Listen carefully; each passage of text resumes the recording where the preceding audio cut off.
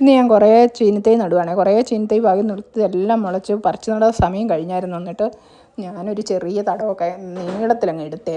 കുഞ്ഞു കുഞ്ഞു തടമൊന്നും എടുത്തില്ല, നീളത്തിലെടുത്തിട്ട് പയ്യെ ചെറിയ തൈകളല്ലേ എല്ലാം കുറേശ്ശെ അങ്ങ് നട്ടു.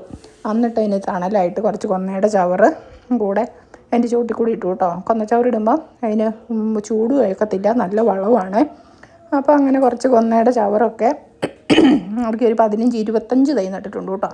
അത് കഴിഞ്ഞിട്ട് ഒരു കുറേ ചീരകൾ നല്ല ടേസ്റ്റാണ്.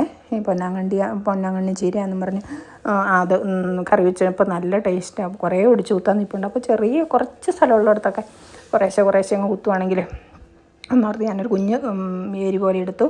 എന്നിട്ട് പോയി ഒരു ചീരയുടെ ചൂട് കുറച്ച് ഒടിച്ചെടുക്കാൻ നോക്കിയപ്പോൾ ഒരെണ്ണം പൊങ്ങി പോകുന്നു. അത് എടുത്തുകൊണ്ട് വന്നു കേട്ടോ. അതിലൊന്ന് അറച്ചുണ്ടേ. എന്നിട്ടത് ഞാൻ അടർത്തി കുഞ്ഞായിട്ടങ്ങ് കുത്തി വെച്ചു കേട്ടോ. ഭയങ്കര നല്ല ടേസ്റ്റാണ് കേട്ടോ. ഞാൻ നേരത്തെ കൂട്ടിയിട്ടൊന്നുമില്ലായിരുന്നു. ഇപ്പോൾ കറി വെച്ച് കൂട്ടിയപ്പോഴല്ലേ ഇതിൻ്റെ രുചി അറിയുന്നേ.